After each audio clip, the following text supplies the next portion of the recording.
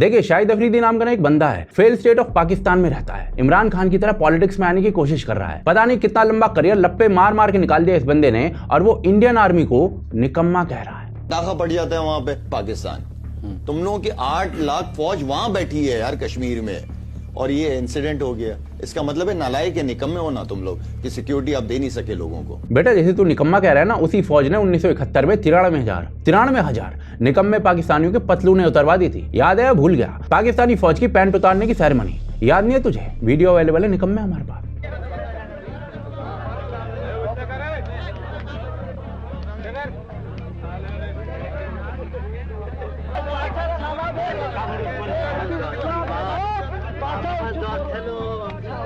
पर भाई साहब, शाहिद अफरीदी को ये सब याद क्यों होगा? क्योंकि ये सब उसके लिए पर्सनल थोड़ी है। लेकिन शाहिद अफरीदी की पर्सनल खुन्नस भी है इंडियन आर्मी से। शाहिद अफरीदी का दादा साहिबजादा अब्दुल बाकी 1948 में कश्मीर हड़पने आया था पाकिस्तान की तरफ से, और इस दौरान उसने अपने बाकी दरिंदों के साथ मिलकर बारामूला में नरसंहार मचा दिया था। महिलाओं के साथ तो जो किया गया था ना, वो बता भी नहीं सकते हैं। ये करने का ना शाहिद के दादा को इनाम मिला था, जिसे शाहिद अफरीदी आज तक बहुत प्राइड से बताता है सबको। मैं हमेशा जो कश्मीर की बात करता हूँ, कश्मीर की बात इसलिए करता हूँ क्योंकि मेरे खून में है। और खून में क्यों है?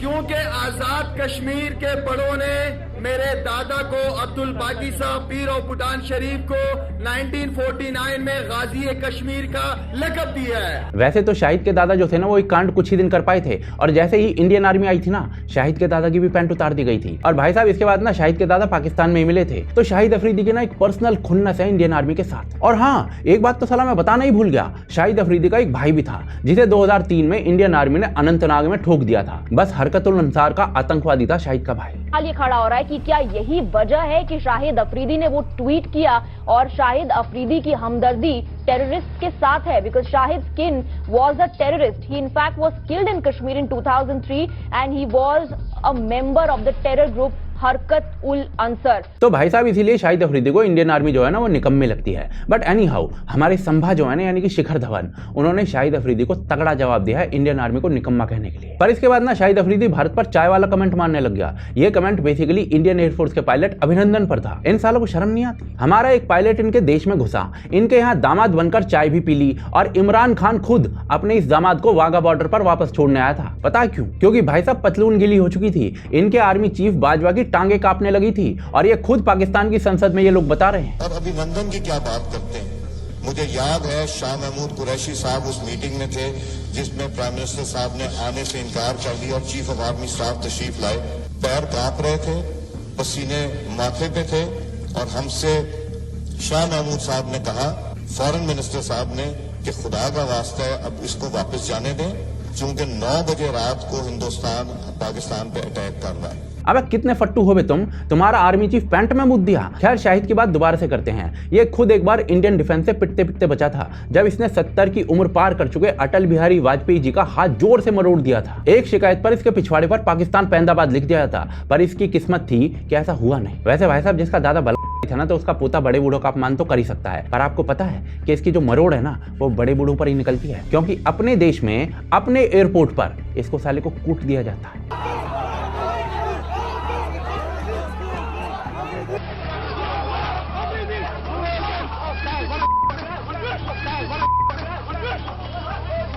पता है कुटाई क्यों हुई थी? निकम्मेपन के कारण। 1700 रन बनाए पूरे टेस्ट करियर में, 30 बार 0 पे आउट हुआ है। हमारा कुंबले भी 17 बार हुआ है। लप्पे उठा उठाकर इतने साल पाकिस्तान को हरवाने में लगा रहा है साला। ऊपर से साला मैच के बीच में बॉल खा जाता है। जी हाँ, आटे की कमी आज से नहीं है पाकिस्तान में। बस इसी टैलेंट के कारण ना साला लोग इस दिलद्दर को कूट देते थे। वैसे मौखिक कुटाई तो हमारे गंभीर भाई ने भी इसकी बहुत तगड़ी की थी। आवाज किसी और की लगा के सुना रहा हूं, क्योंकि ये अमर दृश्य जो था ना, वो गंभीर भाई की आवाज में रिकॉर्ड नहीं हुआ है, बस लिप सिंक ही आया था।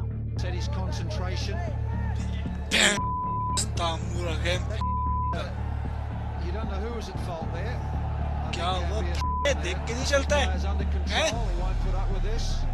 तेरी माँ के भाई ने इन गालियों को इतना दिल पे ले लिया है कि आज तक ये कहता घूम रहा है कि इंडियंस का दिल ना बड़ा नहीं होता। गंभीर ने गंभीर चोट दिया इसे। छुपा नहीं सकता या झूठ बोल नहीं सकता। जितने भी हम कोशिश कर लें, जितना भी उनकी तरफ हाथ बढ़ाएं, लेकिन जो हमारा दिल है वो उनका नहीं हो सकता। हम लोग अंदर से जो जिस किस्म के हम लोग हैं पाकिस्तानी वो नहीं हो सकते, चाहे इसके लिए जितनी भी कोशिश की। भाई तूने ये सब कुछ भूल जा, क्योंकि मुझे लगता है कि तू ऐसे ही चलता रहा ना तो नस काट लेगा। तेरी दिक्कत एक्चुअली हिंदुओं से है, जो तेरी टीम में खेलने वाले दानिश कनेरिया तक पर निकली है। वो अभी से नहीं है, शुरू से ऐसे है। जब मैं क्रिकेट टीम में भी था तब भी मेरे साथ जो उनका व्यवहार था एज ए हिंदू, और मैं अपने धर्म को फॉलो करता था, तो मुझे भी वो हमेशा प्रेशर करते थे, बोलते थे कन्वर्ट के लिए। कनेरिया को छोड़ दे, तू अपनी बेटी पे भी हिंदुओं से नफरत निकालता रहा है। पहले ये हमारे स्टार प्लस के ड्रामे बड़े चला करते थे तो मैं बेगम को मना करता था, मैंने कहा आप अकेले में देख लिया करो, वो भी टीवी बहुत कम देखती है। तो मैंने कहा अकेले में देख लिया करो टीवी, आप बच्चों को ना बिठाया करो। अच्छा। तो मैं एक दफा घर आया तो मैं कमरे से बाहर निकला तो अंशा थी कि अक्सा थी, तो वो टीवी के सामने स्टार प्लस चल रहा था, और वो ये इंडियन ड्रामों में क्या होता है, थाली लेके यूं करके क्या कहते हैं उसको, पता नहीं, आरती। पता नहीं क्या, वो यूं कर रही टीवी के सामने खड़े हो गए। तो मैंने यूं करके देखा तो मैं पता नहीं क्या हुआ कि मैंने यूं करके दीवार के अंदर ही टीवी कर दिया।